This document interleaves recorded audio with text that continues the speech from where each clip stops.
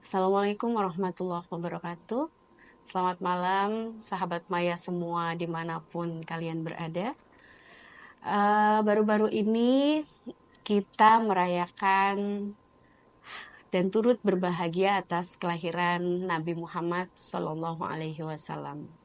Kita sangat berbahagia dengan kelahiran satu sosok yang menghantarkan kita pada hari ini pada satu kondisi di mana kita bisa mengenal Allah, kita bisa mengenal Al-Quran, kita bisa mengenal banyak hal dari kehadirannya.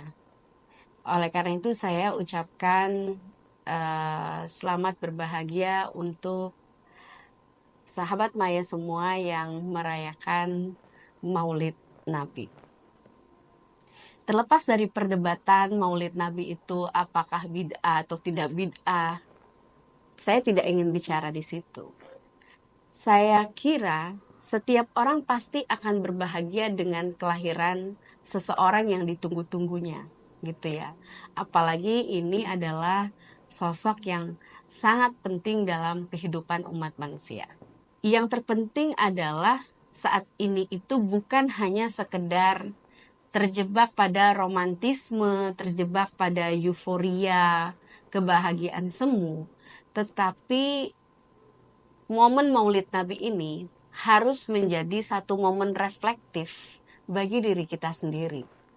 Tadi pagi tulisan saya sudah publish terkait dengan bagaimana cara kita mewujudkan cinta kita pada Sang Nabi, yaitu dengan cara menjadi manusia yang kosmik. Pertanyaannya itu, apa yang dimaksud manusia yang kosmik? Manusia yang kosmik adalah manusia yang mampu menyeimbangkan dimensi akal dan hatinya, dimensi tubuh dan jasmani dan rohaninya. Nah, jadi kalau kita katakan manusia kosmik itu adalah dia yang mampu menyeimbangkan antara fungsi akal dan hatinya. Akal dan hati punya fungsi yang berbeda-beda. Setiap manusia sudah diberikan potensi jiwa tersebut, yaitu akal untuk mencari data-data, mengumpulkan informasi, kemudian memvalidasi informasi tersebut. Sedangkan hati itu memiliki dua fungsi yang mendasar bagi kehidupan manusia. Yang pertama, hati memiliki fungsi pendorong gerak manusia. Maksudnya apa pendorong gerak? Maksudnya itu manusia untuk bergerak, dia butuh didorong. Misalnya manusia untuk makan, dia perlu ada dorongan hasrat makan. Gitu. Ya, manusia untuk memiliki keturunan, dia perlu memiliki hasrat seksual. Gitu. Kalau hasrat-hasrat itu hilang, maka kita tidak terdorong untuk bergerak.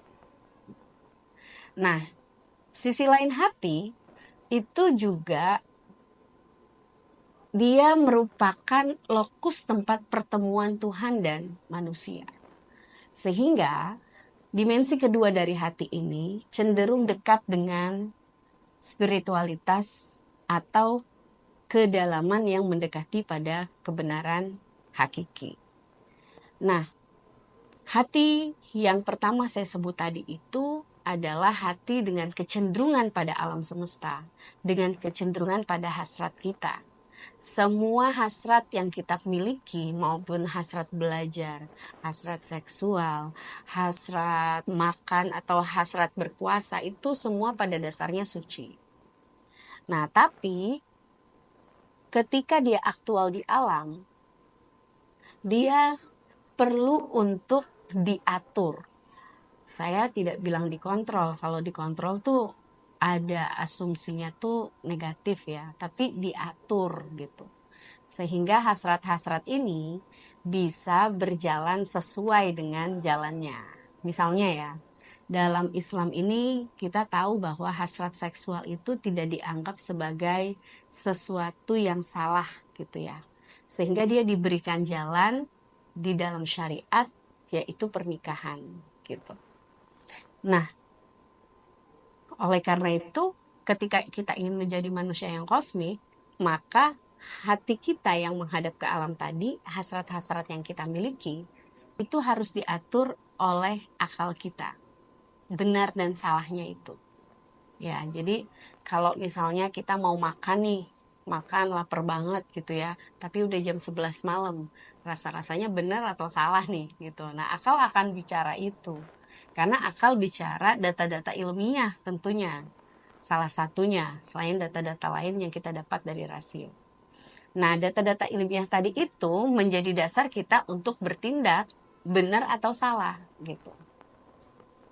Untuk menjadi manusia kosmik, kita harus berjalan dengan akal kita. Akal inilah yang akan memandu hati. Dan kita jangan lupa bahwa akal itu sumbernya dari Tuhan. Sehingga dia adalah kebaikan itu sendiri. Nah, kapan mulai ngakal-ngakalin gitu ya pertanyaannya. Ngakal-ngakalin itu di saat hati luaran mendominasi rasio kita.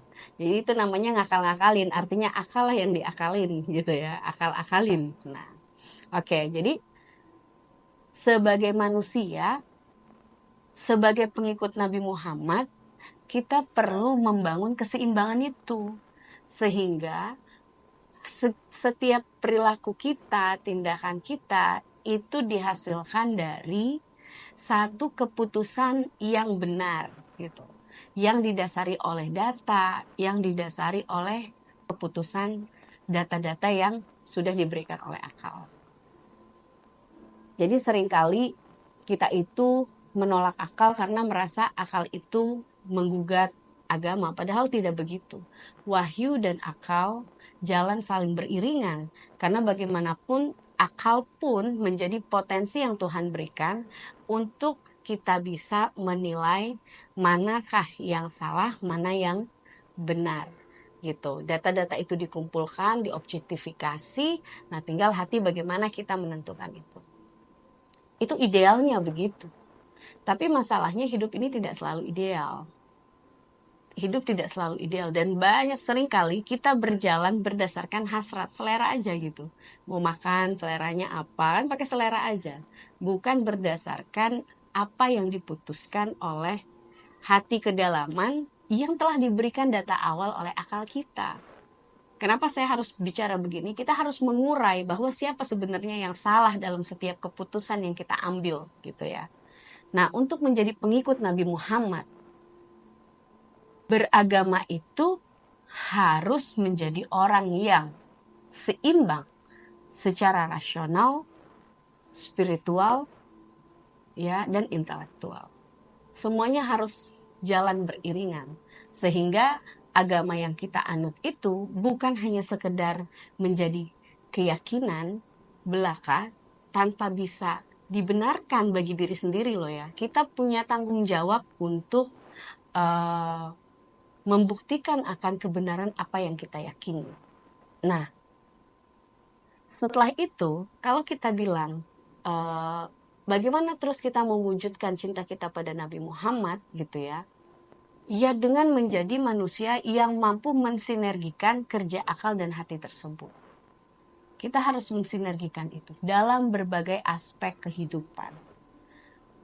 Nah, ini perlu kita refleksikan sejauh mana sih kita sudah mampu mensinergikan akal dan hati kita dalam tindakan kita gitu. Bukan hanya dalam pikiran ya. Misalnya di Islam sudah dikatakan bahwa korupsi itu tidak baik, korupsi itu buruk, tapi kemudian kita lakukan. Artinya ini ada yang clash nih. Ada yang salah dalam akal dan hati kita yang kemungkinan besar, bukan kemungkinan besar, pasti tidak bersinergi dengan baik. Atau memang hasrat kita lah yang mendominasi. Hasrat mungkin dalam bahasa agamawan adalah hawa nafsu. Tapi untuk menghindari konotasi negatif dari hasrat itu sendiri, maka saya tidak menggunakan istilah hawa nafsu.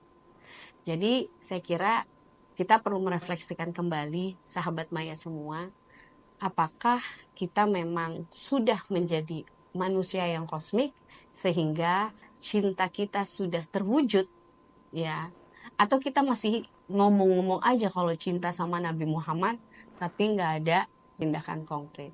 Karena cinta itu bukan sesuatu yang kita katakan ya. Bukan misalnya I love you, I miss you. Bukan. Cinta itu adalah pembuktian kita melalui tindakan.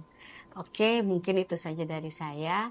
Mari kita refleksikan kembali diri kita, tindakan kita apakah sudah menjadi wujud dari kecintaan kita pada Nabi Muhammad. Assalamualaikum warahmatullahi wabarakatuh.